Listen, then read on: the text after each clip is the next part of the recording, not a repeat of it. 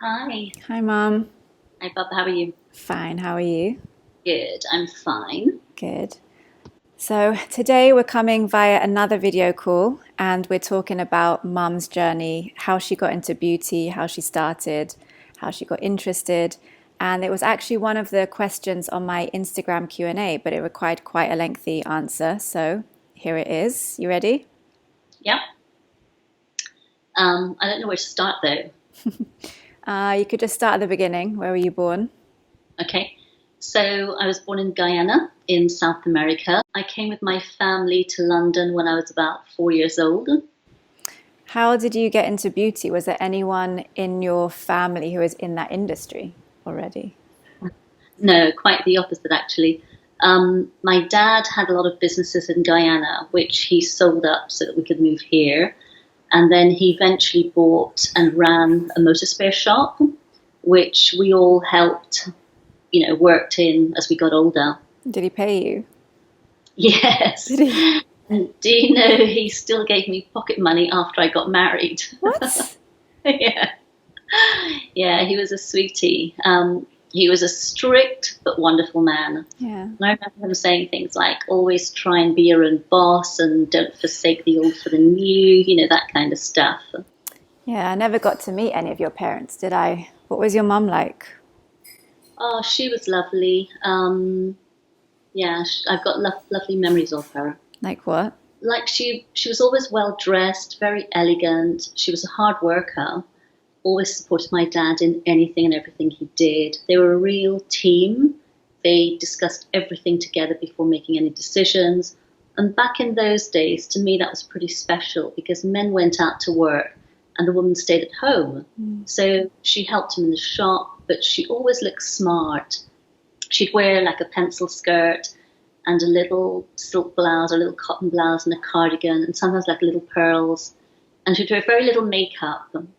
So like some powder, a little bit of lipstick and rouge, not blusher, rouge, a little bit of rouge on Rouge. the cheeks.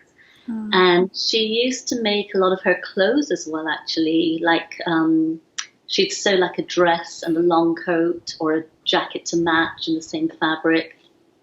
I just imagine her like looking like the queen. Like because that's how I know the queen to dress. I could just imagine. Yeah, well, that kind of style, I guess.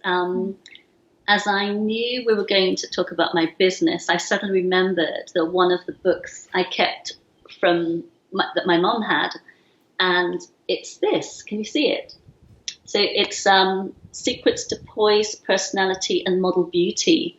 And I've never ever read it. I flicked through it, but this was printed since 1961. I've always kept it. So every time I've moved, I just sort of moved with it. And it's just about standing and eyebrows and posture and stuff like that. Show me a page from it. Let's see. Um, okay, I'll show you. You can tell how dated it is by there's some photographs in here. Like that won't even stand now. That book will not fly, will not get published nowadays.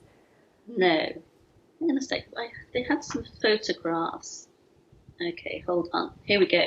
So look at that. Oh my gosh. It is such an olden day thing. Oh, that covers. I mean, it does make me want to sit up straighter, but It does, doesn't it? okay, so moving on to your beauty education discovery, what was next? Well, I guess the next bit would be when I went to secondary school. I went to Dick Shepherd, a really lovely comprehensive school. We had everything: an indoor swimming pool, a sports hall, gymnasiums, tennis courts, music blocks. I mean, everything. And one of the things I did one year was leisure studies. So there was one term I did judo, another term I did photography classes, and then one term, this lady came in to teach us about beauty. So we had paraffin hand waxes. She showed us how to shape our eyebrows. And then we were chatting with her one day, and she mentioned how she loved her job and she could work around the needs of her children.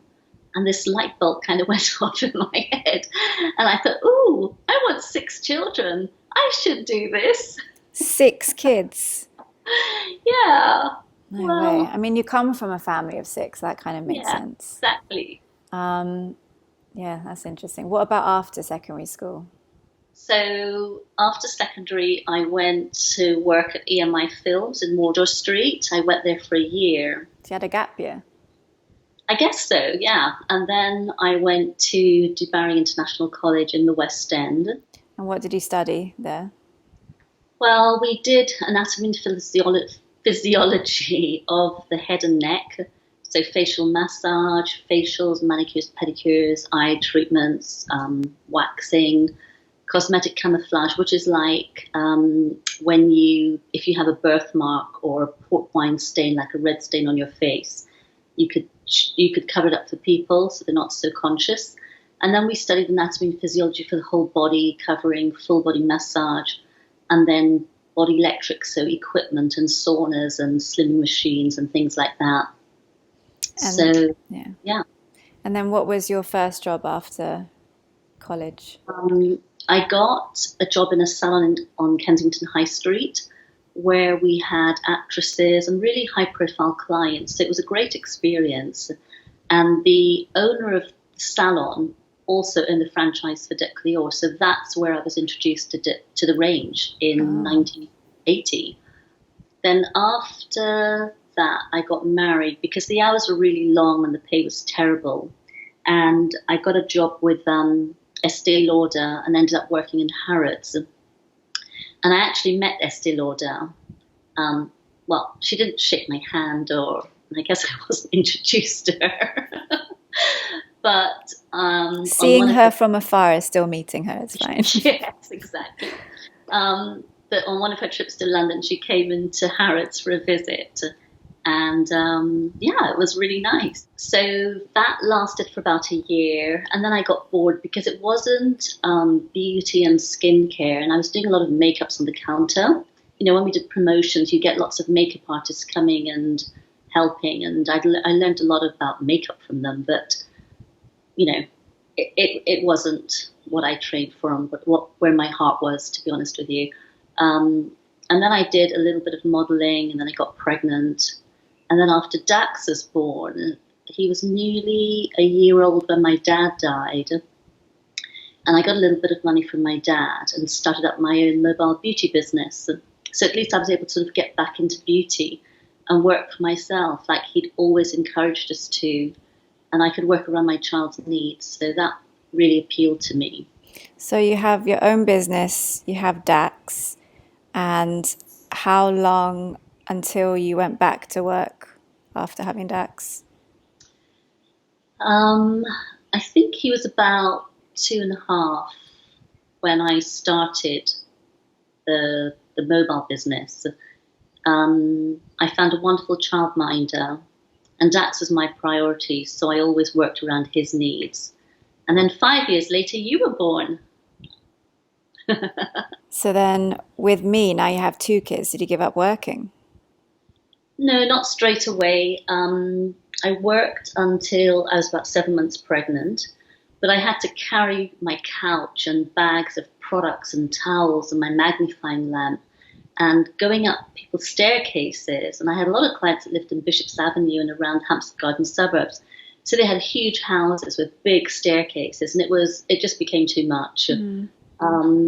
And then after you started nursery, I redecorated a small bedroom in the house, and I'd drop you guys to school, and then I'd see my clients in the mornings, and then I'd go and pick you up at midday after nursery and have all your friends over for tea. And that's how I built up my clientele, through parents and word of mouth. And everything I did had to be worked around you guys. Yeah, I remember when we were like homesick from school, you'd always come in and check on us like between clients. Yeah, yeah.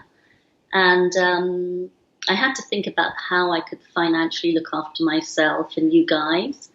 Because I was about 36, and I'd always been like a housewife and a mother and chauffeur, party planner, entertainer, like a lot of mums. Yeah, it was around that time when we moved as well, didn't we? Yes. I was looking for a 3-bedroom place with a garage that I could convert into a treatment room for Yumi and Dax, and found a much larger space than I imagined. I found a horse's stable. So the only way I thought it would work was if I dedicated a section of the property to a business. That's when I decided to have the treatment rooms and get lots of different therapies under one roof. So we could be like a one-stop beauty and wellness kind of health space, you know? So how did you decide on incorporating and go about finding all the different therapies? Well, around the age of 21, I started getting like a darkened pigmentation all over my body. And after going to see several dermatologists in Harley Street who didn't really help me, I started looking at complementary therapies. So then eventually I started studying homeopathy because it really interested me, and Reiki, and I went on courses learning about crystals and all sorts of things. Do you want to show some of your pigmentation? Not really. I don't mind, yeah. I mean, I've got hairy arms. Yeah, you could just show some, or on your chest or wherever it is. So you can see kind of, I mean, it's breaking up. It used to be almost to the wrist, but it's been breaking up quite a bit. And all this used to be even darker, but it's definitely getting lighter. And you could see like a real line, the difference between that one and that one. And my hairy arms, because I haven't waxed. But also, I used to get it all up to my neck. And I used to wear polo necks and things like that because I hated it. But in the end, I just thought, you know what? It's my body. It's me. It's fine. And it's just kind of accepting me for who I am. Because remember on the Q&A as well, we had a lot of questions about hyperpigmentation.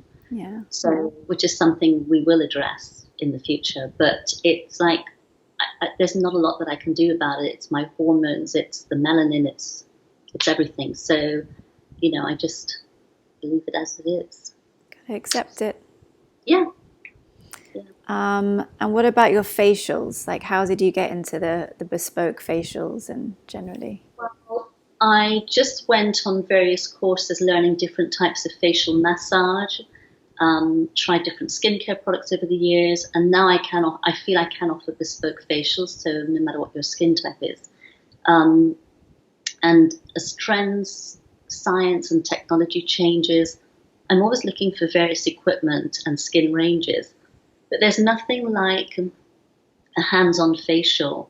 And so many times, whether it's in fashion or beauty or whatever, everybody keeps saying articles to say back to basics. You know, it's just the basic things that you do, and then trends set in, but it's always back to basics. Yeah, I mean, basics are the foundation of it. And then you just find technology where it may enhance it, but essentially that it worked one time or the other. Like it still works. The back to basics, the hands-on, the extractions, that kind of thing. It's something that maybe a machine can't really get into as much as you seeing it and like. Yeah, you know, I'm really happy with how I do facials, and I think my clients are too. So it's good. Well, that pretty much brings us to date. That was a short but sweet little journey of yours. And I know that we both hope that there's so much more to come from you because you're so full of ideas, creativity, talent. And I love that you're getting more and more comfortable with filming these videos, sharing your knowledge. You are. And I find it fun to connect with you on this next level and still learning things from you. Although you may have told me in the past, but I didn't listen then. I'm listening now. I'm learning. Yeah. So guys, there you have it. Mum's journey, just a little get to know her video. As usual, if you have any questions for Mum about her facials, about her services at the studio, please visit satyalal.com, or you can reach out on Instagram, Satya_Lal_facialist. Please subscribe, leave a comment, let us know how we're doing. We would love to hear from you. And until next time, thank you.